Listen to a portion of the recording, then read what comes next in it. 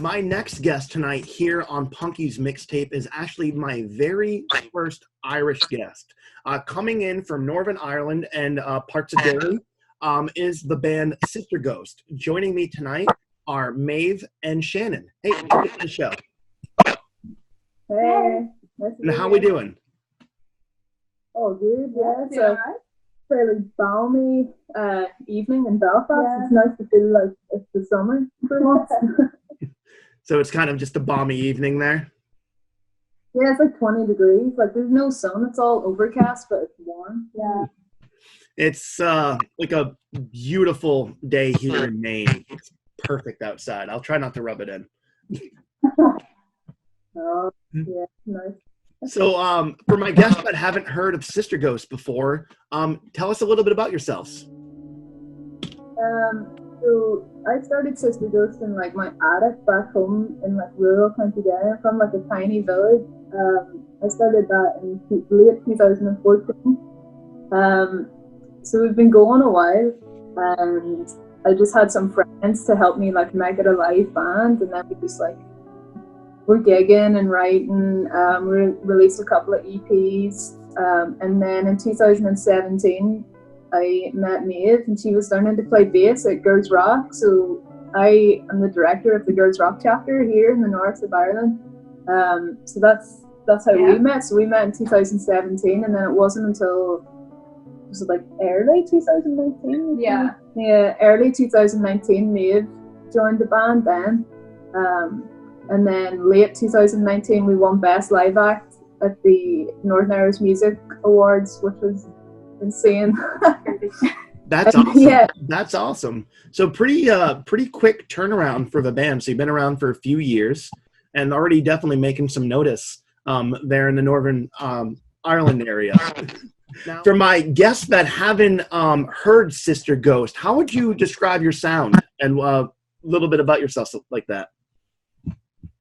So our sound kind of ranges from like grunge influence, like punk rock influence, like there's some hardcore punk influence as well. Obviously Riot Girl, and then also some pop influences too, because we have like harmonies and good strong melodies. Yeah. I would definitely say you've got quite the eclectic balance going on for you, and I think that's what really caught my attention about you. Because you do embody a lot of like the Riot Girl movement in there, which is huge. Like you had mentioned L7, phenomenal band. Love them for years. And also, like you said, I see like Nirvana and like the Sonic Youth influence in there. Unbelievable band, one of my favorites. I love Sonic Youth with all my heart. And to see that, embodied in little elements in different bands and still seeing their influence is huge. And that's I think personally that's exactly what I would compare you to for people here in the States. It's definitely first thing I noticed was a massive Sonic Youth influence. That's awesome. Thank you so much for saying that. I'm like buzzing. I do this thing where like if I go to gigs I'll try my best to get guitar picks. And so I have Lee Ronaldo's and I have Thurston Moore's, and meeting Lee Ronaldo is like one of the best days of my life. I'd like drew him a picture and give it to him and all, and he like signed it because like he's an artist too, and yeah, it was great. So and Kim Gordon obviously is like a massive hero. So yeah, she is a phenomenal human being. Have you gotten a chance to see them live? Oh, sadly not, no, because but I've seen Lee Ronaldo do his thing, his solo stuff, and I've seen Thurston do his solo stuff, but I'm waiting for Kim, her body head, to come and play Ireland, because that would be insane. Yeah. I saw them, I think 18, 17 years ago, back when I was in high school. I have it kicking around here somewhere. I actually have their set list from their show when they played in Portland, Maine. I was very young and very adamant about going and ripping them right off a monitor. I had no problem doing that whatsoever. Still don't. I've been rattled to the ground over a set list like that. Set list is like, that's a serious business. I have a big collection. I should probably take some pictures of some of the set lists that I have because they're awesome. I know right over here. This is half the set list from Guars from Dave Brocky's funeral show when he passed away. I kindly shared this with another person, and they were going at it at the same time, but I'm a good guy, so I King Midas it and just ripped it in two. Oh, I love saving set list. You never know. So what is the scene like in Ireland? I'm always curious about how it differs from city to city. What is it like in like the Belfast area there for music? So even like if I was just saying, like it differs from city to city. Like there's even like a massive difference between Belfast and Derry, and it's only like an hour up the road.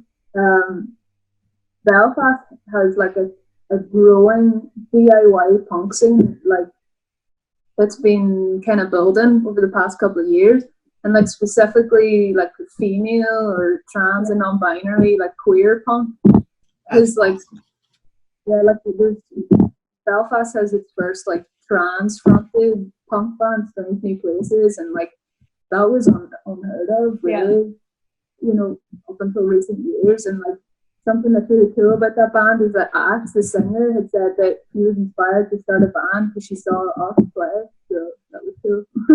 That's awesome. So you've kind of had a ripple effect with influencing some other people to get motivated in the area. That's awesome. Yeah, because like up until I started the Girls Rock, I was like one of the very few female identified performers within the punk and rock scene, like across Ireland. There was just like no one really. Yeah. I think that's important, but that's always been elements of the LGBTQIA community. Pretty much, punk and counterculture, not even say any open-mindedness, they go hand in hand. And it's good to see that the Belfast community is fully embracing of that. I'm always curious about those types of elements, throughout. And it's good to know that the Belfast scene is that open-hearted and open-minded about things. Yeah, I do think that it's only been very recent. Like we had two very not governmental changes, but like law-based changes in Northern Ireland that kicked in October last year. Do you want to talk about that? Yeah, a bit complicated. I mean, if anyone's heard of Northern Ireland, they'll have a big idea that our political situation is just ridiculous, to be honest. But there is essentially a period of 3 years now, where our local government, Stormont, wasn't meeting. They weren't passing any legislation or anything. And in a way, it kind of ended in a good thing, where it was in October 2019 that Westminster over in London were able to push through legislation that the people in Stormont had argued over, and it wasn't going anywhere. Basically, so that same-sex marriage and abortion became legal in Northern Ireland.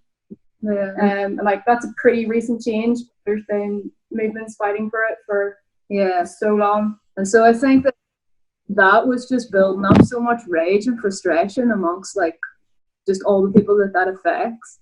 And I think that was starting to come through in bands like us and a number of others that are just like, fuck this, like something needs to be done about it. Like our song Fake Friends Run This Country was about that, and we released it on the day that the laws changed here. So like, yeah. That's fucking awesome.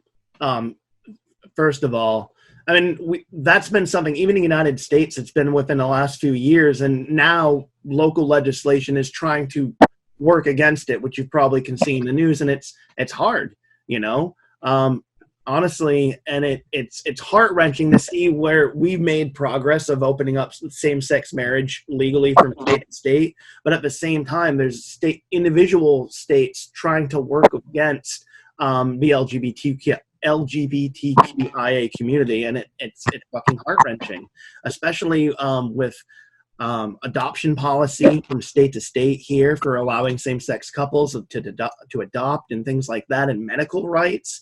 And it's I'm glad you brought it up, because it's a very important subject matter to me, because it's a struggle that people do need to know about. And it's amazing that even within a year there's been progress made, but it's still a lot to be done after that.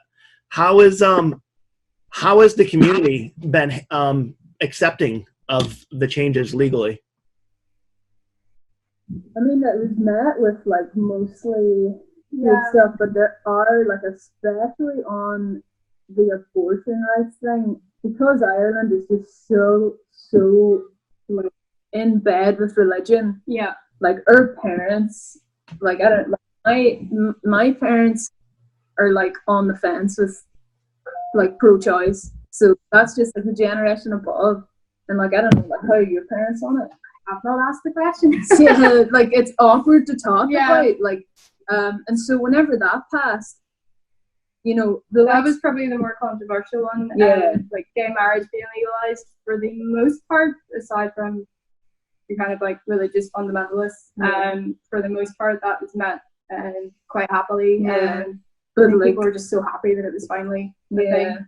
because the abortion rights thing is still a contentious thing, Yeah. and like, what still needs to be done, and what, like, Alliance for Choice and stuff here fighting for is like people's ability to go and get an abortion if they need to. Like, Yeah. it's still not free, it's still not totally safe. It is legal, but they still have to travel. Like, and especially now when we're in a time where travel is like scarier than usual, it's like less accessible.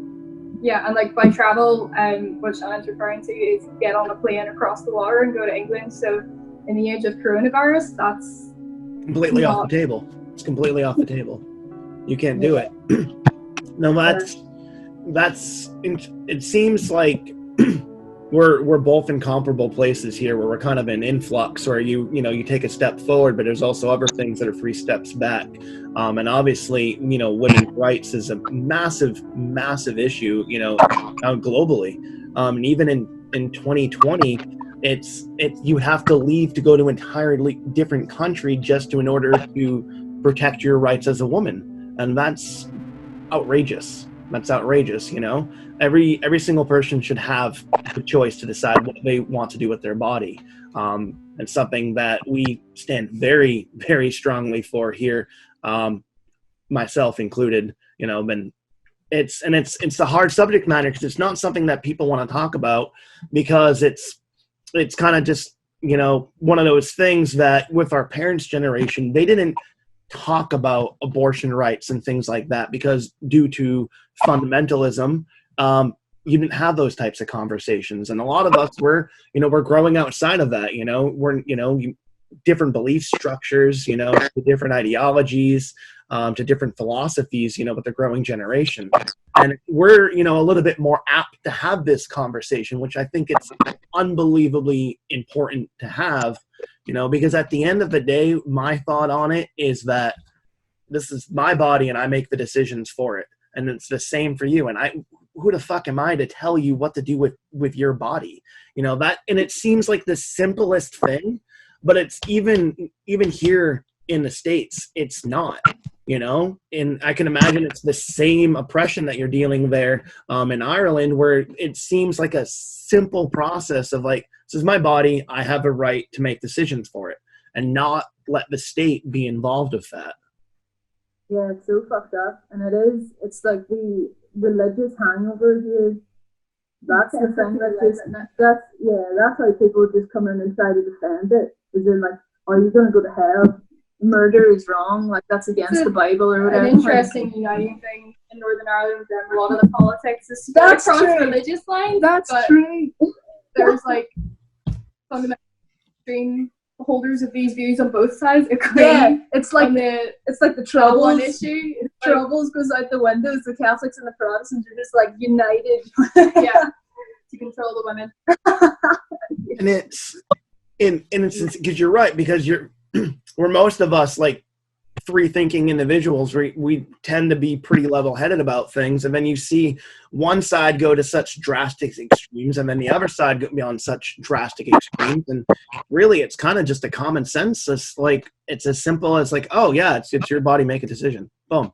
End of discussion. You know, I don't think personally, my viewpoints is that the religious state should not be involved with the government in any way, shape, or form.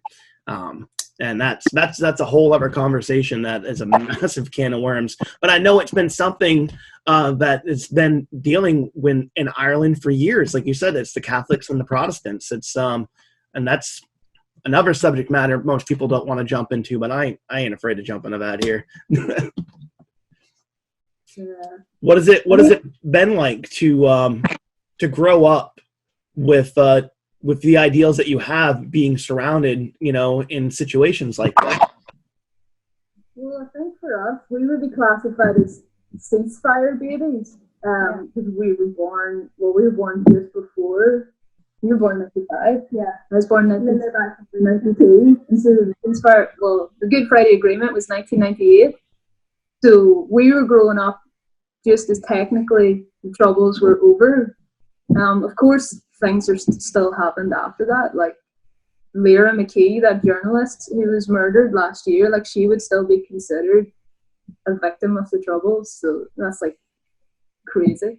And so I don't know, like I grew up with microaggressions based on, you know, the fact that I was baptized a Catholic. Like even just on the school bus, for example, like Protestant kids would get the same bus as like the Catholic ones. Like education is for the most part segregated. It's still fucking segregated. Like integrated college or whatever, or schools here is like, ooh, such a taboo thing. They're like really controversial. Still. Yeah. Like, so the town I grew up in is almost split up down the middle, and like there's a Catholic side and a Protestant side, and like I don't think I realised like what Protestant secondary school was until I was embarrassingly old, even though I drove past it all the time on the way to like my aunt's house. Yeah. So there is this weird kind of like, you can, if you grow up in the same community and you like stay within that community and all, like how are you gonna like learn about other cultures or other religions and stuff like that? So like I have loads of friends who are Protestants, I have loads of friends who are Catholic, I have friends who are Muslim, like all these different, but that's because like I moved out of a tiny village and like I went to a city and like I traveled, and so I think I was lucky enough, like I've never been like targeted because of my religion or anything like that, and I'm grateful for growing up in the generation that is like, we didn't live through the Troubles, like our parents did, and like they have some scary story. It was terrible, but I think you just have to live in hope that our generation and the generation below are just like beyond that. And I think it is getting better and better as it goes, like especially with the internet these days, like their kids are all connected anyway. And like you said, when we were younger, at least I'm a little bit older than you, just by about 7 years. But we didn't have instant access to the internet. And even when we did, it wasn't like what we have now, where you have all this information directly at your fingertips, and you can go and get more of a cultured understanding, a learned look at the world around you, even with being in a remote location, being isolated, let it be, isolated through geographical, or even say through just being so isolated that you don't have a mix of races and people around you, so you don't get that exposure like you say if you lived in a larger city, and that's a problem here in the United States, is that people kind of set in and they only see their community, so they don't get a global understanding of the world around them, and having people, of friends, and relations from all walks of life. So you're right. You do get those types of, microtransactions in small knit communities, but it's I think with our generation and then the one following, it's hopeful to see that we're moving away from those types of ideals. Yeah, it's good. Like I think that's like the key, is that like the more diverse a community can be, then the more accepting everyone's gonna be. Like, you'll know no different then. Like, it's crazy. Like, as I think about, like, I ever told you this, like, the first time that I saw a black person in person was when I was 8 years old in London. Isn't that crazy? Yeah. That's like white. It's a very long time, you know? And Like, you see, some people that, you know, that's an everyday normality. They've, you know, not even just gone 8 years, they've gone, you know, 20 years, you know, 25, 50, you know, maybe their entire life without actually stepping out of their comfort zone and going and seeing the rest of the world and seeing the beauty in every city all across, you know, this amazing planet, you know. And that's why one of the big things that I wanted to do here on the mixtape is be able to pull in those influences from everywhere, a multi-genre, because you really get to know people a little bit better. But the biggest thing is just showing, no matter where we're all from, we're all generally the same, you know. It doesn't matter what walk of life, what race, religion, creed that you come back, you know, from, you know. It's that there are good, honest people out there trying to put their art into the world and showing their voice, connecting with other people. And that's the most important thing, is that at the end of the day, humans, we want to gather together. We want to be in a community, and we want to share our stories with one another. And as the times have evolved, our art forms have evolved over the years. And I'm blessed to be able to connect with as many people that I have here throughout the show. It's been phenomenal. Cool to just be like invited on an interview, like we're here in Northern Ireland and you're like all over. So yeah. See, that's awesome. Now, I'm curious, what is your before all this stuff closed down, what were shows like for Sister Ghost? Probably I'm imagining in my head, you know, like high energy crowds, you know, imagining a pretty solid good time. You seem like you're a pretty active stage band. Yeah. Oh God.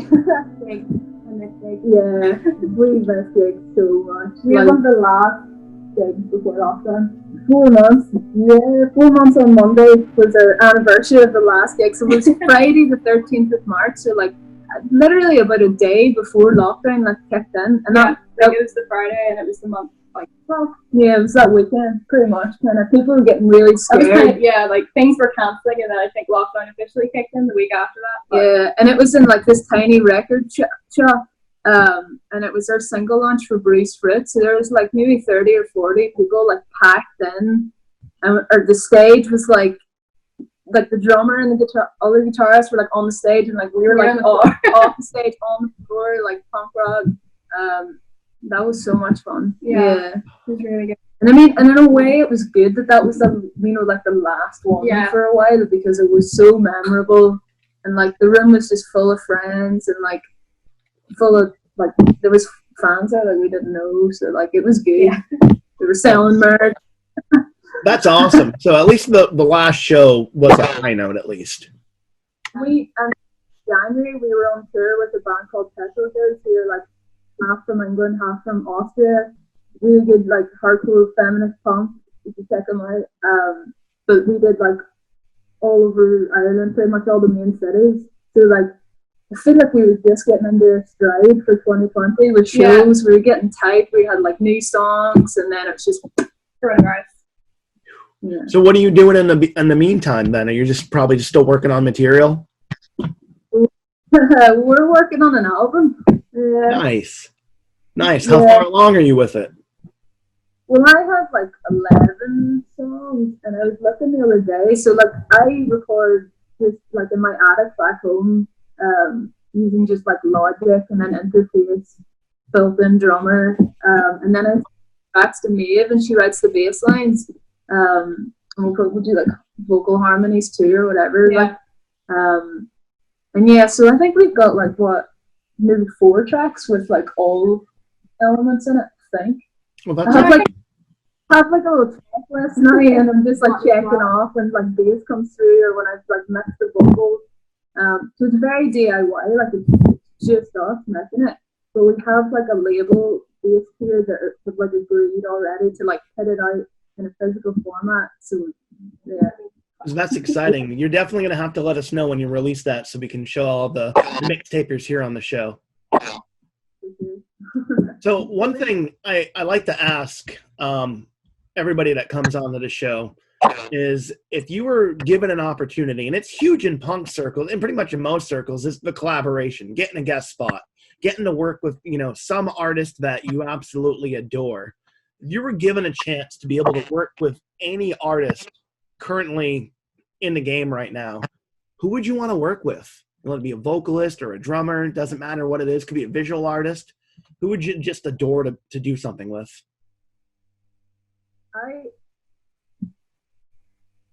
I would love to just go to like the middle of England in the countryside where Kate Bush lives, in her house, in her farm, and just like sit with her in her creative space and just like, I don't know, garden with her, just like whatever, like, 'cause she is like my hero. Like, she's incredible.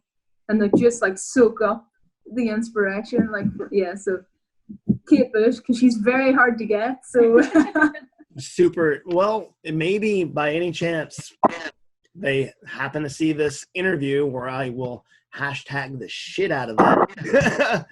And you can always hope. You could always hope. That's a dream. I've already, it's like every episode there'll be like an artist and they'll see somebody else and they'll be in the chat and Twitch and they're like, oh, I really like this. Oh, I like this. And I'll be like, send an email here, playing musical matchmaker. I love it. And especially in this digital age, there's nothing restricting us from, easily recording something and then just sending it over and just adding your part to it. That's exciting. Well, it's in them of like certain subject album, like Three Shannon's been doing stuff in Punky for the majority of lockdown, and like this is one of like a few times we've been in the same room from like that last day in March. So she's been able to send it down to me, and then I've been living in East Belfast and going back and forth thanks to the internet. Maybe like thanks to technology and the internet, like it wouldn't be possible. Oh, yeah. Absolutely not. Now, if you could collab with somebody, who would you want to work with? See, this isn't really a sisterhood thing, but my true love in life is synthesizers. Yeah. All things Loopy and Bloopy. And then the lady who I believe is in America, but I don't know where, called Lisa Belladonna. Great name. Yeah, I know. Who works a lot with like Moog, and she just does amazing things, constantly putting out content. And her Instagram is amazing. Just like she's just got this studio, and it's full of loads of synths, like both old and new, and tape machines, and it just looks amazing. Yeah, nice. That's awesome. See, I love hearing now. It's little ups, like, oh, I would want this person because they do this and X, Y, and Z. I've heard, the biggest person that everyone wants to do a collaboration with is Dave. That seems to be everyone's number one answer. Everyone loves Dave Grohl on this show, and I do too. He's a sweetheart. I'd love to have him on the show, Dave, if you happen to see us. But anyways, so to hear something a little bit different, that's awesome. But do you want to work with Dave Grohl too? Do you want to change your answer? The Foo Fighters self-titled album was a huge influence on me starting Sister Ghost, like when it was just all me, and like a little 8-track recorded. Because when I heard that Dave just went into the recording studio with like those songs, played everything on it himself, like that was such a big influence. Everything on that first album, and that was so influential for me as a young guitar player, as a kid, because I grew up on Nirvana and stuff like that, and I loved it. But there was something about the Foo Fighters where it just, especially that first album, there was a rawness to it, there was an energy, and there was an absolute, you could see there was a separation of wanting to do something different. And Dave, it's just, from all the artists he's worked with over the years, just proved what an eclectic musician that he truly can be. Personally, I think some of my favorite stuff he does is with Queens of the Stone Age. What an album. Oh my God. Songs for the Deaf is one of like my favorite rock albums in the last 20 years. Hands down, from start to finish. And Josh Holmes, oh my God. He's on my short list. There's I think me and my partner both her and I both have him on our list. Like if I was given the opportunity to be up a celebrity, well, I think we both choose Josh Holmes. Man, he is so good looking. Okay. Curveball though. Well, how do you think? Like maybe he kicked that photographer in the face, and he was like being a real dick for a while. But he's kind of always had that rock star kind of Elvis thing about him. He's always had that little about him, and honestly, I think that adds a little appeal to it. Like, I know you shouldn't kick photographers in the face. I'm a photographer. Don't kick me in the face. But the attitude, the playing, the persona, everything about him from like Caius to now, he's like almost 30-year influence on rock and roll has been unbelievable. Oh my God. Maeve just said Caius are coming back. No, I didn't say Caius is coming back. I said from Caius to now. Oh man, if Caius was coming back, that'd be insane. No, maybe a possibility. Yeah, Maeve said she heard that Caius might be coming back. Maybe.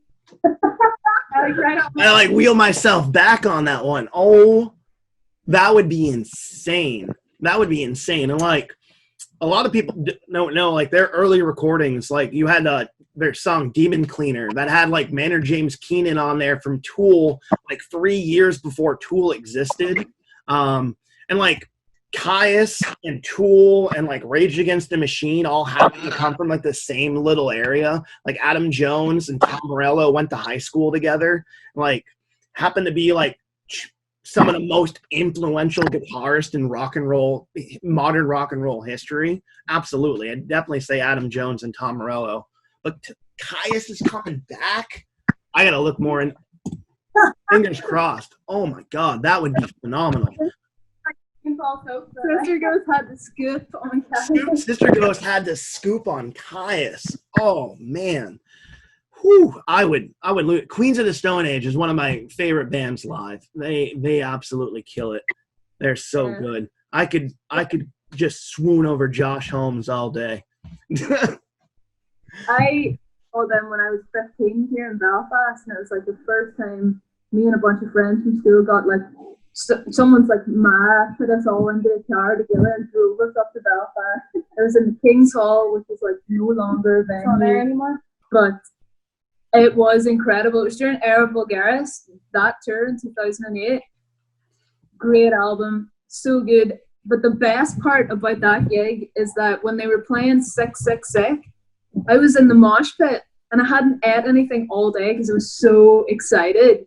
And I like vomited during the in the mosh pit, vomited everywhere during Sick, Sick, Sick. So that's my good Queens of the Stone Age story. Oh my God.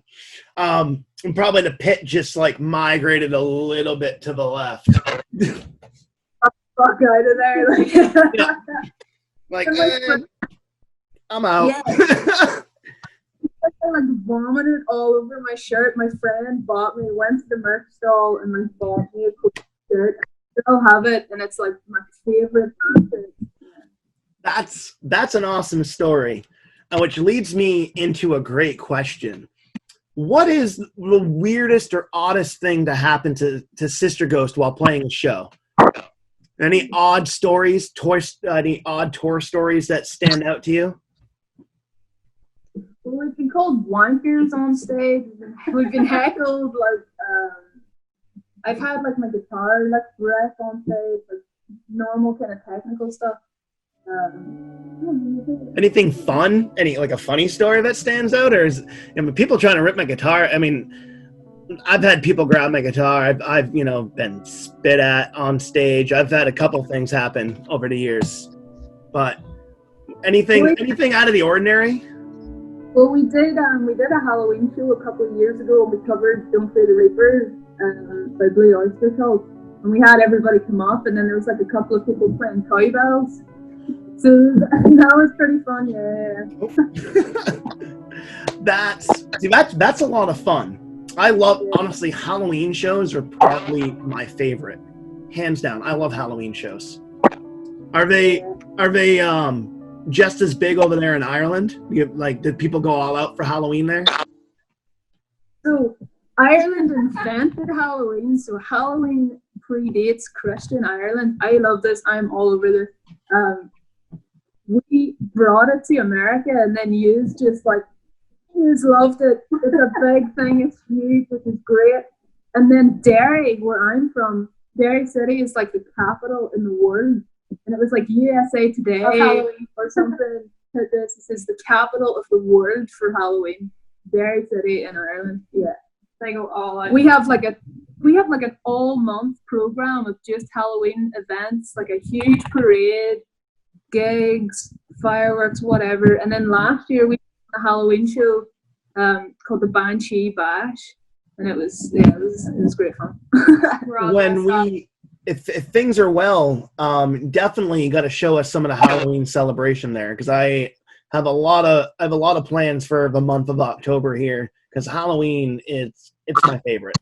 And that's the thing is I'm from Boston originally, but I'm in Maine, and that's the home of Stephen King. So we love getting spooky around here. Actually, it's my King tattoo right here. I'm a huge Stephen King fan.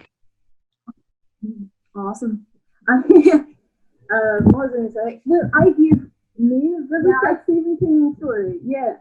I gave Maeve Carrie to read because she hadn't seen the film and she hadn't read the books. I was like, still have that book somewhere. Have you finished it? Yeah, that's right. So Maeve's read Carrie. I'm like halfway through it, and we love it in Derry because Derry. Yeah. Oh, and that's the thing. Oh, that's got to be a lot of fun. Is just being in because they're, Derry, Maine. Not a real place, but being in a dairy, that's awesome. So obviously, it's got to be huge. Oh, that's awesome. Does it seem like things are starting to get a little bit better there? Does it seem like things are starting to open up? Like businesses are starting up. Like Maeve's back to work. Yeah. We're allowed to be in the same room. Yeah. I know, because we saw each other for the first time in like months. What was it, like 2 weeks ago? Yeah, 2 or 3 weeks ago. And we were in our friend Kendall. She's from Houston, but she's been living here for 2 years. She invited us over to the house, and it was like the first time. Yeah. And we're still kind of had like the meter distance or whatever, but through the front door. But it was weird. Like, and then I went back home to Derry that night, and like it just kind of hit me, and I had like a little cry because it was like a great thing to happen, and then it just hit me that like, oh man, we took so much for granted. Yeah. So long from seeing people, like. Yeah. So I think that whenever things do go back to normal, like we can't take things for granted anymore. Yeah. Like every gig is gonna be like a gift, and like every time you get to hang out with your friends or your family, like that should be a gift too. And yeah. I don't think people truly appreciated those things. You're right, until they were taken away. I mean, you realize just how precious those small moments are. Those quiet, intimate moments that you shared with friends and family, those unspoken bonds. And when you don't have them and you go so long without, you really start to understand just how important all those things were and really are your life. It's not the big events and stuff like that.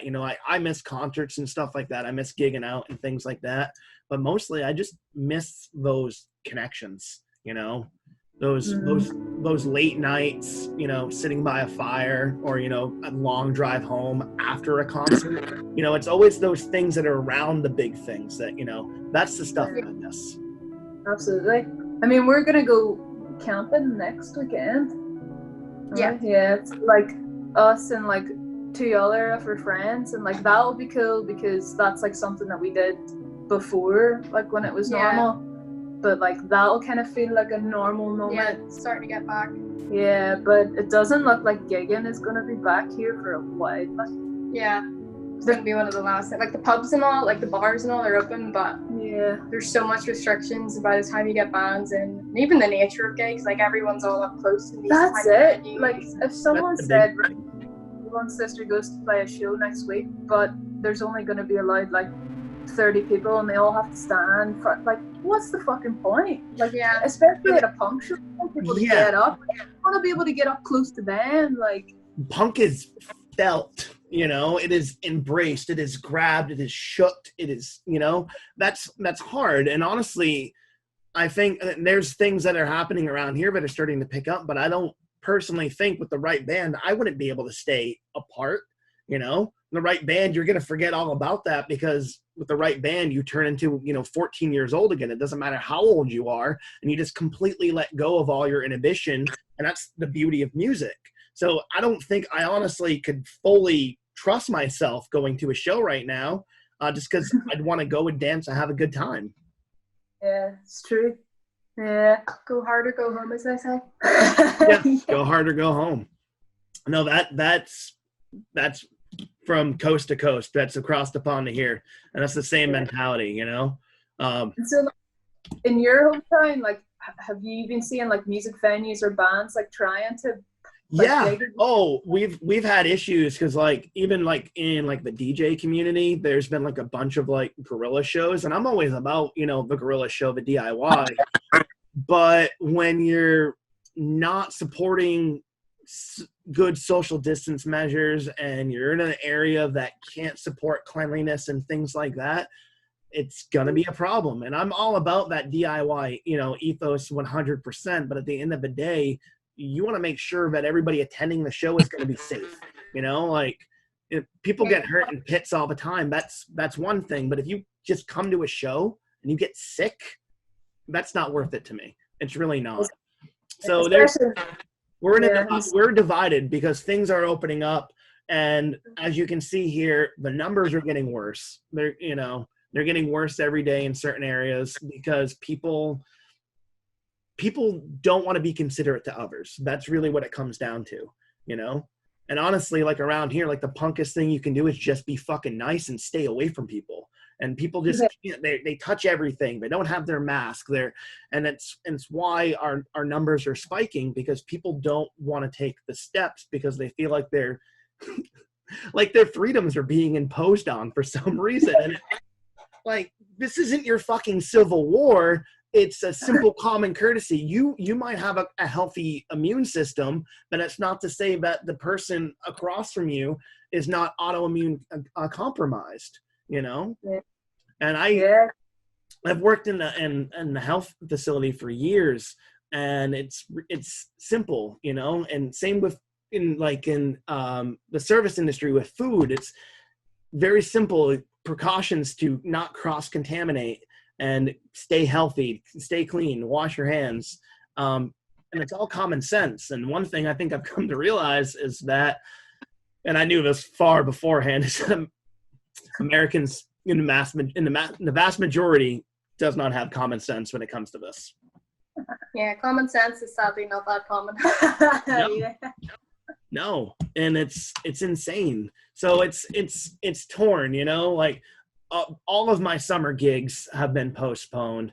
I'm sitting on an album, 2 albums myself of things that I produce, and holding off, still tweaking things here and there. I don't really see a general rush because I'm not in any rush to go out and play in public right now at all. Yeah, so that's the thing. Like, that is the thing. Like, we can sit and be like, feel bummed out about like, oh, we haven't played a gig in 4 months. Like, yes, that feels shitty, and like everyone's entitled to feel that shittiness. But then when you remember, it's a fucking risk to yourself. It's a risk to other people. Like, it's not worth the thrill of playing for 40 minutes. Like, it's not. And like, I am considered one of the vulnerable. Like, I have like lifelong asthma, and like when I get the common cold, it fucks me up. Like, I get a chest infection. So like, I feel like if I got COVID, like, it would wipe me out. Like, so it's just not worth it. Like, I'm in that same boat too. I'm an asthmatic and got a couple other things going on with me, and I don't want to take the risk. So fortunately, I live in a remote area. I live in the middle of the woods. I work privately for an individual doing home care. I've minimized my contact, and the most people that I see is through here, and this is completely safe, So maybe we can have it, in the future, maybe Sister Ghost could do a digital gig for us. Hell yeah, can't see That, why that not. that would be awesome. Oh, this has been, oh man, I always feel like so refreshed at the end of these conversations because I made new friends all the way around the world, and that excites me, Where can everybody here on the mixtape find you online to check you out? So we're on Bandcamp, so if that's like the best way, if anyone wants to support our band right now, it's like throwing us a couple of pound, dollar, whatever on Bandcamp. So it's just Sister Ghost on Bandcamp. We're also on Spotify, YouTube, and then Instagram and Facebook. So at sister_ghost_. Yeah. And I gotta ask, where did the band name come from? Always curious about that. This is a good story. I like this. So, two of my favorite books growing up one was called My Naughty Little Sister, and it's from the 70s. It's like a British, like little kids book about like this really bratty little girl who like learns all these lessons, but like she's a little punk. And so I loved listening to that. My godmother used to play like the audio tape of it in the car, and I was just buzzing off this little punk. And then my other favorite book was a book called Funny Bones, and look it up, it's great. Another I know Funny Bones. That's the one I do know. Okay. Funny Bones, sick. That's how I would have got all the way to the States. Yeah, I love that. I love the books, and then there was a cartoon of it as well. So it's about the three skeletons. Yep. And there was like one of those is like they meet like a family of ghosts, and there's like mother ghost, daddy ghost, brother ghost, and sister ghost. So I'm like one of 4 siblings, and I was always like the little sister ghost. So I was like naughty little sister ghost, and then so it came from a literary place, because I'm a big bookworm and I love Halloween. So that's awesome. That is awesome. Sorry, I always get blown away, where people come up with, with their band names and stuff. It's always so unique, and just seeing the process of it, that just put the biggest smile on my face. I haven't thought about that Funny Bones book in probably like 28 years. God, probably since I was like 8 years old. It was a long time ago. Oh man, that's awesome. Oh, then I found out that there's a Japanese maple tree called Sister Ghost. Did I ever tell you that? I didn't know that. There's a genus of Acer palmer or something, a Japanese maple tree, and it's called Sister Ghost. Yeah, that's really cool. So but I didn't know that until after the band was coming. It's amazing when you start to learn those little things like that. That's really cool too. So it could be a Japanese tree, it could be a Funny Bones reference. That's really cool. Wow. Thank you so much, Maeve and Shannon. Wow, I didn't even get to. So Shannon is a songwriter and guitarist in the band. I got so excited. We didn't even do the proper introductions around here, but we're so unorthodox around here. That's okay. We'll do it at the end. So Shannon, you're a songwriter and guitarist. And Maeve, you bass, backing vocal, and from what I hear, superior bus driver. Oh yeah, tour bus, yeah. Like an old rather scenic, not quite a bus, but it felt. I normally drive a small car, so when I had to drive everywhere around, it felt like a bus. Yeah, it's like this big family mobile that we went on tour with, and it was perfect. It fitted like 4 of us in it, and like all of our gear. Yeah, everything. Yeah. That's awesome. I was always a designated driver for the van and trailer a lot. It's a hard responsibility, but somebody's got to do it. Yeah. That's it. Like, it's constant gratitude to me for like all the driving. Yeah. So I'd have 4 guys in the back all getting shit house drunk, and I was like, "Yep, this is a good time. I'm having fun. Just wait till we park, because the second we do, I'm grabbing that whiskey from you." God, parking, that was its own. Yeah, because when you're parked so high, you can't see out the back, and it becomes a bit of a guessing game. Yeah. See, I would never back up a trailer. I'd always make somebody else do it. I hate that part. Yeah, we never thought about a trailer, but I suppose we didn't need it. We were blessed. I know for like license for that. I think you need like the extra driver's license for that. Maybe there's an extra driver's license element here where we can't have trailers, so. Wow. Definitely, like over a certain size. There's something about trailers. That sounds right. Yeah. As a Well, farmer, we can have trailers, but it's vehicle size. That's crazy. We can have massive trailers. I could rent a big 30-foot truck if I wanted to, and I can do it with my regular license. Oh. Yeah, I think we're just a bit unfortunate because people like maybe 10 years older than us, their license covers way more, and then like they just kind of cut off and we're like, okay, you can only drive cars. Oh, okay. And if you want to do it, pay extra and do this other test. Which It's interesting to see how the legislation in Ireland has been changing just over the last few years. Yeah. Yeah. Wow. Trailers. But it's just the little things and just differences between between the two different cultures. There's so many similarities too, and it seems like we're both dealing with similar oppressors in different states. Yeah. So. Yeah. But it's good to know that, there's good active voices like you over there, helping leading the charge and inspiring other musicians around you. It's good to hear that there's an awesome, inclusive LGBTQIA community there as well, and especially how that's resonating in the punk community. That's awesome. At some point, send me some links to some of these artists to check out, because I'd love to hear them. And it's huge because there's big waves happening here in the United States as well in the same communities. But I always feel like they've always been directly connected. Yeah. So actually, when you said that, like I forgot to say this earlier, but me, if you can check this. Yeah. So we're actually featured on a compilation EP that's just come out, and it's come out as a vinyl, which is really cool. It's called "The Fight Is Not Over." And it features us and 3 other bands from the Belfast punk scene who are from that LGBT plus sort of area. And it's partly a response to the legislation changes that happened in October of last year. But it's also about trans rights, just queer rights in general. Yeah. Their song "Fake Friends Run This Country" is the lead song on that. And then what the other songs, the gender towards ones "Legislate," isn't it? Problem Patterns one is just strong feminist, and then what? It's up here. Is it? No, it's in Derry. And then Strange New Places, they're the band. They're all about trans rights. So that's awesome. I'm definitely looking forward to checking them out.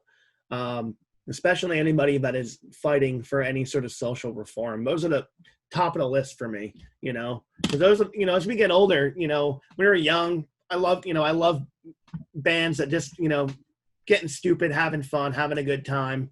Your No Effects bands, and they talk about very important stuff too. But then as you get older, you tend to move from your Fat Mike mentality over to your Greg kind of Bad Religion mentality, and we start to look into the world a little bit more and want a little bit more out of it. And then I love hearing about bands that are, standing up for different rights and not afraid to let their political voice be known. Those are the ones that I tend to gravitate towards, which when I saw everything that you were doing, and I was like, I got to get you on the show. And for MixTapers, this is something that I've been trying to do, I think, since after my first episode, but you were moving at that point. And then with COVID and everything else, so you've been on my short list since right when I started the show, when I did my first interview with Jesse. I'm stoked. You've been on repeat on my Spotify ever since. Mine and my partner, we're both just fell head over heels for Sister Ghost, and I'm stoked for it. I can't wait to see what you do next. I'm very excited to hear your new project. Or is the stuff you're doing going to be Sister Ghost or a different project? It is New Sister Ghost. Okay. Yeah. Okay. All right. Awesome. So we definitely, when you have anything ready for that, let us know, because I would love to show it here on the show. For sure. Now, any final thoughts or messages you want to say before we part ways? No, just a big thanks. It's awesome to find fans or from across the world. How did you find our music? Instagram. Nice. So I have this thing is I'll find a band, and then I'll look at their follows, and then I'll look at their follows, and I make a big spider web. So I'll find a band that I really like, and then I'll see one that they like, and then I start making it. And Instagram's been like unbelievable like resource for me to find new music. It's kind of unencumbered with some of the things that Facebook has to offer. I'm not downgrade. I've got some great bands from Facebook, but I've been able to just streamline things and really just kind of find a bunch of different artists through Instagram, kind of like how MySpace used to be back in the day with music. And I've been loving it. So I found you through Instagram. Nice. That's cool. Yeah, that's the No. power of it. But thank you so much, Maeve and Shannon, for doing this. Anything you want to say before we part ways? Anything else? No, just like if anyone is like struggling or whatever, especially if you're a musician, like just kind of take this time to reset and like remember why you're a musician, like why you're a songwriter. Just kind of like enjoy the time. Like don't put yourself under pressure to like be overly productive. Yeah, you don't have to come out of lockdown with like 3 albums waiting to go or whatever, you know. Like like we might have started, you know, like the seed of something. Like we're working on an album. We don't feel like the pressure to be like boom, it needs to be done like by a certain time.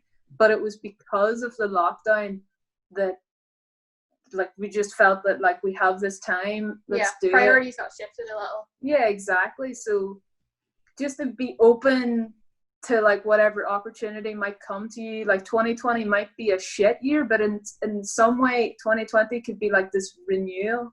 So absolutely. No, you're right. We could take some time, a few moments of self-discovery.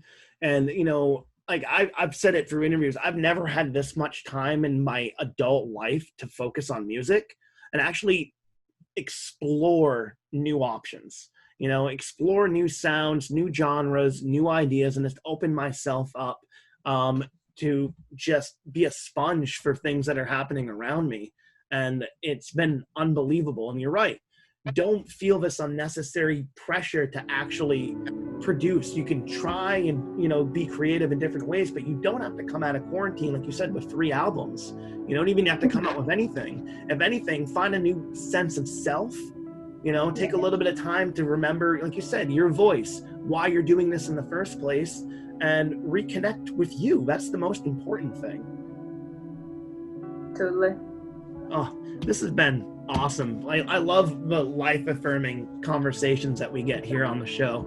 It makes it's why I do it. So thank you both so much. My guests this evening come all the way from Belfast. Are we in Belfast right now?